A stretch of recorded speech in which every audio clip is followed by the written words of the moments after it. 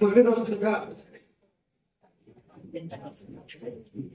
కల్తీ మద్యం, సూత్రధారి, మాత్రధారి, జోగి రమేష్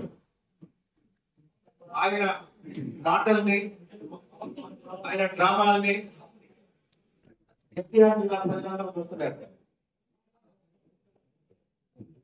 గత ప్రభుత్వంలోనే కల్తీ మద్యానికి సంబంధించి రాష్ట్రంలో అనేక ప్రాంతాల్లో ఆ కల్తీ మద్యాన్ని తయారీకి సంబంధించిన ఒక రకమైన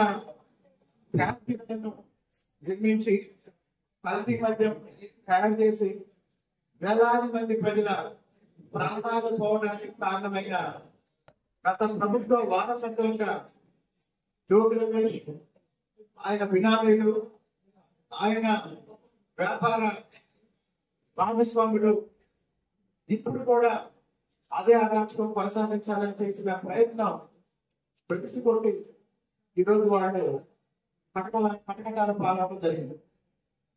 అయితే కేవలం ఇంత దుర్మార్గమైన కల్తీ మద్యానికి సంబంధించి పూర్తి ఆధారాలతో దొరికిన ఈ నేరస్తులకు సంబంధించి కేవలం అరెస్టులతో ఆపకుండా వాళ్ళ ఆస్తుల్ని జప్తు చేయమని గౌరవ ముఖ్యమంత్రి గారికి ఈ సందర్భంగా విజ్ఞప్తి చేశారు.